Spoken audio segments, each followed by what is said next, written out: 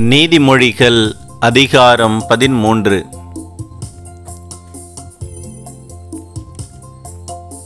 ஞானமுள்ள மகன் தந்தையின் நற்பயிற்சியை ஏற்றுக்கொள்வான். இருமாப்புள்ளவனோ கண்டிக்கப்படுதலை பொருட்படுத்த மாட்டான். நல்லோர் தம் சொற்களின் பலனான நல்லுணவை உண்கிறார். வஞ்சக செயல்களே வஞ்சகர் உண்ணும் உணவு. நாவை காப்பவர் தம் உயிரையே காத்து கொள்கிறார். நாவை காவாதவன் கெட்டழிவான். சோம்பேறிகள் உண்ண விரும்புகிறார்கள், உணவோ இல்லை. ஊக்கமுள்ளவரோ உண்டு கொடுக்கிறார். நல்லார் பொய்யுரையை வெறுப்பர். பொல்லாரோ வெட்கக்கேடாகவும் இழிவாகவும் நடந்து கொள்வர். நேர்மையாக நடப்போரை நீதி பாதுகாக்கும். பொல்லாரை அவர்களின் பாவம் கீழே வீழ்த்தும்.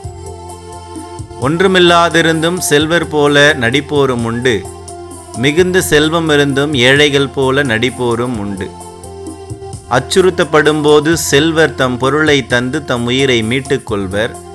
ஏழையோ அச்சுறுத்தலுக்கு அஞ்சான். சான்றோரின் ஒளி சுடர்வீசி பெருகும். பொல்லாரின் விளக்கோ அணைக்கப்படும். மூடன் தன் இருமாப்பினாலே சண்டை மூட்டுவான். பிறருடைய அறிவுரைகளை ஏற்போரிடம் ஞானம் காணப்படும். விரைவில் வரும் செல்வம் விரைவில் கரையும். சிறிது சிறிதாய் சேர்ப்பவனின் செல்வமே பெருகும். நெடுநாள் எதிர்நோக்கி இருப்பது மனசோர்வை உண்டாக்கும். விரும்பியது கிடைப்பது சாகா வரத்தை பெறுவது போல் ஆகும். அறிவுரையை புறக்கணிக்கிறவர் அழிவுறுவார்.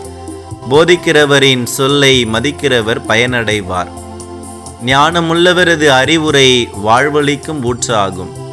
அது ஒருவரை சாவை விளைவிக்கும் கண்ணிகளிலிருந்து தப்புவிக்கும். நல்லறிவு மக்களின் நல்லெண்ணத்தை வருவிக்கும். நம்பிக்கை துரோகமோ கேடு அடையச் செய்யும். கூர்மதி வாய்ந்த எவரும் நல்லறிவோடு நடந்து கொள்வார். மூடர் தன் மடமையை விளம்பரப்படுத்துவார். தீய தூதர் தொல்லையில் ஆழ்த்துவார். நல்ல தூதரோ அமைதி நிலவச் செய்வார். நல்லுரையை புறக்கணிப்பவர் வறுமையையும் இகழ்ச்சியையும் அடைவார். கண்டிப்புரையை ஏற்பவரோ புகழடைவார். நினைத்தது கிடைப்பின் மனத்திற்கு இன்பம். மூடர் தம் தீமையை வெறுக்காதிருப்பதும் இதனாலேயே. ஞானமுள்ளவர்களோடு உறவாடுகிறவர் ஞானமுள்ளவர் ஆவர். மூடரோடு நட்பு கொள்கிறவர் துன்புறுவார். பாவிகளை தீங்கு பின்தொடரும். கடவுளுக்கு அஞ்சி நடப்போருக்கு நற்பேறு கிட்டும். நல்லவரது சொத்து அவருடைய மரபினரை சேரும். பாவி சேர்த்த செல்வமோ கடவுளுக்கு அஞ்சி நடப்போரை வந்தடையும். தரிசு நிலம் ஏழைக்கு ஓரளவு உணவு தரும். ஆனால் நியாயம் கிடைக்காத இடத்தில் அதுவும் பறிபோகும். பிரம்பை கையாளாதவர் தம் மகனை நேசிக்காதவர். மகனை நேசிப்பவரோ அவனை தண்டிக்க தயங்க மாட்டார். கடவுளுக்கு அஞ்சி நடப்போருக்கு வயிறார உணவு கிடைக்கும். பொல்லாரின் வயிறோ பசியால் வாடும்.